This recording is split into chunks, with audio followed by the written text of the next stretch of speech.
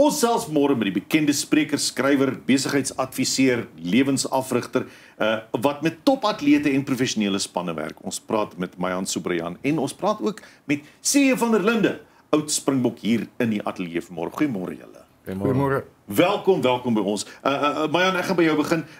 Die woord life coach, nee, lewensafrigter of wat is 'n life coach? Wel, ek dink om maklik dit te beskryf in Engels, ek sê to give people a check-up from the neck up to eliminate stinking thinking. Dis wat ons doen. Net ons gedagtes herinner om te weet dat daar is altyd 'n positiewe eetcake in die lewe en ons moenie touw opgooi nie, of is dit moenie opgooi? Moenie touw opgooi. As jy wil opgooi, gaan badkamers toe, maar moenie touw opgooi nie. Moenie touw opgooi. Wat het jou geïnspireer om 'n skrywer te word? Vir my is om mense te motiveer, om mense aan te moedig en hulle te weet dat daar is altyd hoop. So net ook oor my getuienis, oor die slegte dinge wat ek het deurgegaan en vir hulle hoop te gee dat ons kan 'n onbekende toekoms in die hande van 'n bekende God vertrou. Wel, dis baie mooi, so 'n bietjie daaroor gesels nou. Maar sê ek wil nie jou daar laat sit alleen nie. Ek eers weer met jou gesels ook. Wat het jou laat besef dat daar iets soos life coaching is, dat mense dit nodig het, dat jy 'n rol kan speel daarin? Ek het vir Mayan ontmoet by die Lions in 2012 en dit was my eerste broeisel van dit. Hy het ons gevat van die Lions was uit Super Rugby uitgerelegeer en hy het ons weer op die pad gesit om goed te doen. So mense weet almal waar die Lions gegaan het. Hulle het in Super Rugby finale gespeel. So dit was my eerste broeisel en dit was alles te danke aan Mayan. Dit is waar ek dit raak gesien het. Wat is dit aan wat Mayan met julle gedoen het daai seisoen of woorde wat hy vir julle gesê het of 'n uitkyk wat hy dalk verander het wat jy so aangegryp het? Ja, ek gaan sê een van sy boeke gebruik. Hy het vir ons hierdie boek gegee, You Can. En dit het ons weer op die pad gesit. Dit het ons net laat glo ons kan weer in Super Rugby inkom en hy het ons almal net in dieselfde rigting ingedruk en goeie idees vir ons gegee om ons weer daar te kry.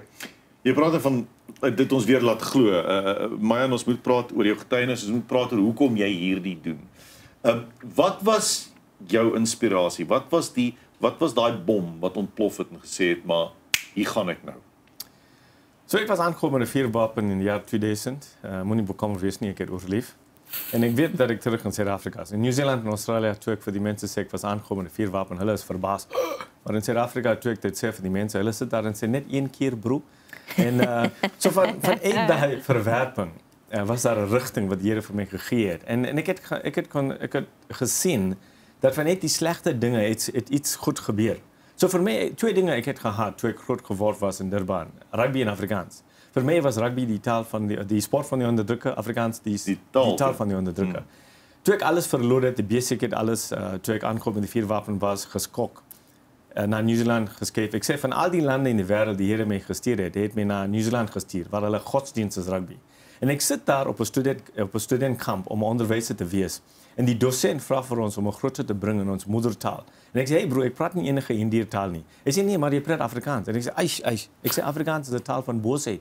Hy los dit nie daar nie. Hy gaan nie vat die Bybel. Hy lees dit Filippense 2:10 en 11 wat sê, "Elke knie sal buig en elke tong getuig." En dan hy vra vir my, "Hoe kan jy sê dat daar is boosheid in die taal?" En onmiddellik die skille, die oogklappe wat oor my hart en my ore was gebreken. En vir die eerste keer in Nieu-Seeland in 2001 het ek Afrikaans met vrede en vreugde gepraat. Sure. En in daai kamp in Nieu-Seeland, wat 'n sport dink jy speel die seuns? Vir die eerste keer ek gooi rugby bal. Jy het 'n ander keuse gehad. Dis dit en ook, was dit toevallig dat intussen 'n jaar bring die Here All Blacks op my pad. En nie enige All Blacks nie, maar mense soos Inga the Winger Tuigamala, Michael Jones, Ronnie Clark. En Inga Tuigamala, ek het sy boek geskryf, sy autobiografie. Ek het na Engeland gegaan, onder andere met Johnny Wilkinson, Jason Robinson, hierdie Indiër lady, glad nie van rugby gehou nie. En ek gaan daar en alles verander. So om 'n antwoord te gee, die storie wat is naby my hart, die storie van Joseph. My eerste boek is From the Pit to the Palace. En toe ek dit deel het met Ronnie en Inga die All Blacks, hulle sê ons is lief vir Joseph. Hy was die dromer en ons het 'n droom gehad om 'n All Black te wees. Nou as jy die All Black wedstryd verlede Saterdag gekyk het, die ou wie die national anthem gesing het, was die Ronnie Clark. En sy seun was tans in die span, Caleb Clark. En dis die ding, dis van 'n droom. So vir my, wat ek hou van is om vir mense te sê dis okay. Dis okay by 'n punt te kom en jy weet nie wat jy wil doen nie. En sien ons kultuur. Ons kultuur sê vir mense, manne, cowboys don't cry. Maar wat is die kortste vers in die Bybel? Jesus het gewen. En Jesus is ons voorbeeld vir 'n man. So dis okay en dis my boodskap. Dis wat ons sê vir mense. Dis okay by 'n punt te kom en jy weet nie waarom te doen nie. Omdat jy is nie die oplosser. God is die oplosser. En dis my boodskap vir mense. My gunsteling vers in die Bybel is Genesis 50:20. Josef, die eerste minister van Egipte is, en hy sê, julle het 'n vreeslike ding aan my gedoen, maar die Here het die slegte ding in iets goed verander. En dan ek maak 'n grappie. As Josef 'n Afrikaner was en hy net een woord gehad het om sy broers te antwoord, hoe is dit moontlik dat ons nie jou drome, die planne wat die Here het vir jou geëindig het, so hy antwoord met hierdie woord, onsteekbaar. En dis wat ek het vir die leeu's gesê. Julle is uit van Super Rugby, maar moenie tou opgooi nie. Vasbyt en deurdruk. Die planne, die drome wat die Here het vir ek en jy is onsteekbaar, unstoppable. Dit was my so mooi want jy praat ook oor omstandighede, die omstandighede waar jy groot geword het, die omstandighede waar mense hulle self in bevind. En baie keer dan dink ons, hierdie is nou my omstandighede, dit is nou maar waar dit is. Ek nou net hier sit. En ons wil niks doen in omstandighede nie, maar wat ek van jou hoor is jy kan uitstyg bo omstandighede. Heeltemal. I mean, CJ sal herinner jy die komma en die punt? Ja, soos by die leeu's het Mayan vir ons gesê, toe ons gereligeer is, jy kan besluit of is dit 'n punt en of is dit 'n komma en jy kan jou storie verder skryf. So dit was 'n keuse wat ons moes gemaak het. Ons het 'n keuse, ons kan bly waar ons is of ons kan na grootheid toe gaan. CJ, baie keer sê mense vir jou, luister, ek beklei nou al so hard om of net aan die lewe te bly, of net my rekeninge te betaal, of nie my gesin net aan mekaar te hou.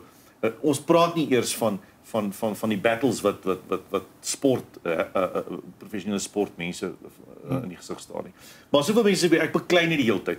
En ek gaan myself doen, ek moet dinner smeer oral, en ek gaan moet harder werk, en ek gaan nog moet gee, en ek gaan al hoe nader in uitbranding kom. Was daar 'n stadium wat jy so gevoel het, of waar jy gevoel het, maar ek hou net aan en ek gee net meer en meer en niks verander nie? Ja, verseker, ek dink enige sportman gaan daar deur beserings, jy word nie meer vir spanne gekies nie, 'n ou word ouer, so jy kom op daai stadium. Maar dis waar goeie mense soos Mayan inkom, jou support structure, mense wat jou daai kan help en obviously goeie vriende ook. Ou moet goeie vriende kies wat jou uit daai gaatjies en goedheid kan kry.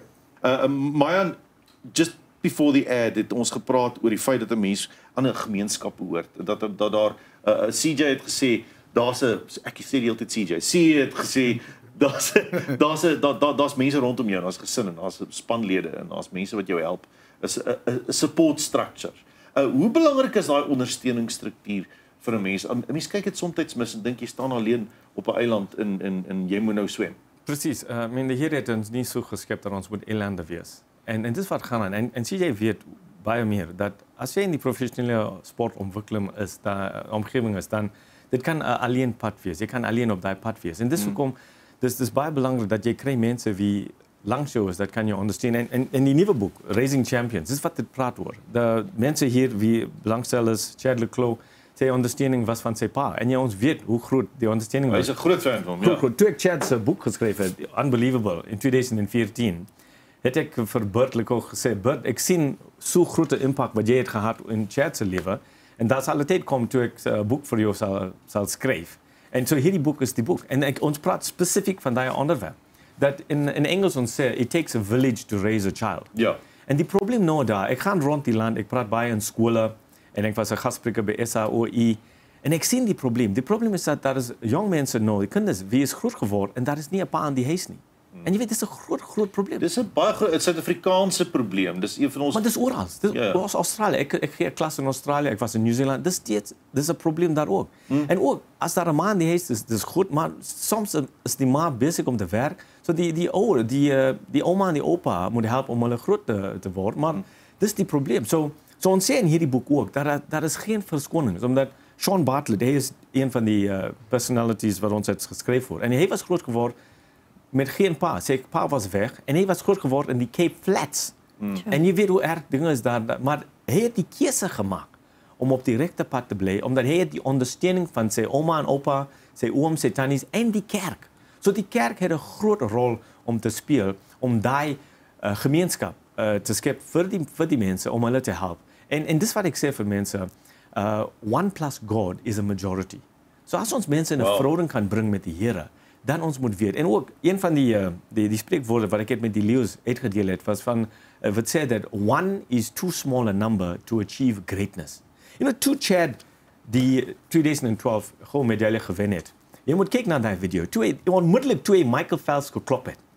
En mense sê swem is 'n alleen sport, is 'n individuele sport. Maar kyk na Chad se lippe en hy sê we won.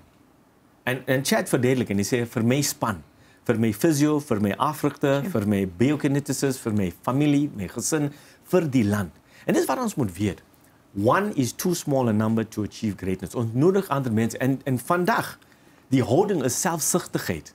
Alles gaan oor ek, me, myself and I. So in die span en met die leeu's en maak nie saak wat 'n span dit is. Ons praat van gemeenskap, dat ons is een met mekaar en hoe belangrik dit is. En dis die ding. Sien jy, wil jy verduidelik oor die pride spreekwoord? Ja, ons het by die leeu's 'n spreekwoord gebruik wat sê pride is personal responsibility in delivering excellence. En dit was een van die dinge wat ons ook gehelp het om weer bo uit te kom. Daar is baie mooi. Ek wil ook sê, my praat nou so oor greatness en daar's 'n aanhaling in die boek wat vir jou spesifiek wat sê greatness is not just about trophies but about character. En daai is my so mooi want ek dink baie keer as sportmense ons kyk net wat hulle bereik, wat se trofee waar hulle geëindig het, wat ons mis die karakter heeltemal. En dit is my verskriklik mooi dat daai vir jou so is. Verduidelik so 'n bietjie iets daaroor. Ja, ek dink talent kan 'n ou in die room sit, maar harde werk sal altyd maak dat jy wen. En dit deel van jou karakter is dit hoe is jy bereid om vroeg in die oggende op te staan? Is jy bereid om die harde werk te doen, die moeilike goed te doen om daarbo uit te kom? Ja. Ek dink in vandag se lewe baie mense, soos die Engelsers sal sê, soek 'n quick fix, maar die basics bly maar altyd, jy sal altyd wen as jy die basics in die harde goed oor en oor doen. Goed oor en oor doen. Die lewe is ons al een ding van die lewe is jy's gewaarborg goed gaan verander. As dinge verander, as 'n mens byvoorbeeld, as 'n mens 'n sportpersoonlikheid is, professionele sportster wat die hoogste hoogtes bereik het, wat Springbok was, daarna gaan die lewe normaal aan. Maar voel dit normaal dan? As jy so hard gewerk het na een teiken toe, wat is dan die normaal? Verander jou normaal na dit? Ja, ek dink as die lewe verander na sport, is dit 'n ander wêreld daai, dit is hoog en dit is harde werk om bo uit te kom, maar daarna besef 'n ou jy raak ouer, jy het 'n familie, soos ons sê, die beginsels bly dieselfde. Ja. Maar die toepassing is anders, nou. Ja, dit is mos nou nie meer in die limelight soos hulle sal sê nie. So baie ouens sukkel daarmee. Baie ouens wil gewoon bly aan daai limelight, maar ek dink dis waar ou se karakter inkom. Jy verander na jou familielewe toe. Jy is net 'n normale mens. Ja, mense sit jou op 'n pedestal terwyl jy die sport speel, maar dit is waar mense karakter inkom. Dit is mooi wat jy sê, dis die karakter dan. Ja. En dis deel van my werk as 'n lewensafrigter om hulle voete op die grond te laat wees en net om te herinner dat presies nou met die Pride acronym. Dis wat ek het geleer met die All Blacks. Almal ken wat team is, together everyone achieves more, TAM, maar Pride, it's a personal responsibility in delivering excellence. Dis wat die mense moet weet, dat ons is deel van die span, maar elke een het 'n rol om te speel. En dis nie oor jouself nie. En CJ praat van dit in die boek. Hy praat van die klein dinge. Hy was op die plaas groot geword in die Oos-Vrystaat, die naam van die dorp. Ja, dit is in Lindley en Bethlehem. Tussen Lindley en Bethlehem. En hy praat van hoe die harde werk wat hulle het gedoen op die plaas en hoe dit het hom voorberei om 'n Springbok te wees. En ek sê, jy het op die plaas gewerk en dan dis die rede hoekom jy 'n Springbok is. So ek moet vir Rassie sê dat al die mense moet op die plaas werk om 'n Springbok te wees. Maar dis wat dit is. Dis die nederige dinge wat ons doen wat die voorbereiding is vir grootness. En dis hoekom ek sê in die boek, die subtitel is The Path to Greatness Starts at Home. En vir my as 'n lewensafrigter, dis wat ek werk met die spelers om te herinner. En op daai tyd was dit erge tye by die Leeu's. En ek het 'n grappie gemaak met die spelers om te sê dat julle is in Tamatiestraat. En daai jong spelers het nie geweet wat Tamatiestraat bedoel nie. En ek verduidelik vir hulle, ek het geleer dat toe 'n Afrikaner mens in die moeilikheid is, jy sê hy het in Tamatiestraat beland. En ek sê maar moenie bekommerd wees nie, omdat ons Indië mense hou baie van tamaties om curry te maak. So wag daar in Tamatiestraat. Ek sal julle kom haal en 'n paar tamaties huis toe vat. En hoe? Ek het vir CJ gesê, nou CJ het die wêreldbeker gewen 2007. Maar toe hy by die Leeu's was hy die oudste speler in die span. En ek het vir hom gesê, CJ het die wêreldbeker gewen, maar Leeu's, as jy hou van my, jou afrigter my en Sobrian, asseblief, die belangrikste beker vir ons Indiër mense is nie die wêreldbeker, dis die Currie Cup. So asseblief gaan wen die Currie Cup. Dis wat ons doen. So dankie. Jy die Currie Cup gewen. So is goed. 2 keer, ja. Ek kan vir ons sê, 2 keer. die wêreldbeker vir ons bedoel niks nie. Hou baie van Dis die Kerry. Currie Cup, dis vir ons hof. Baie dankie vir jou pittighede en vir jou wyshede ook. Sien jy baie dankie saam gekom het en die insig gedeel het van hoe dit tasbaar vir 'n professionele sportman is om dit te ervaar. Is lekker om julle te gesels vanmôre. Baie dankie. Ja, Baie dankie dis dan vir die Mayan Soebrian en C van der Linde. Hoe lekker om met hulle te gesels.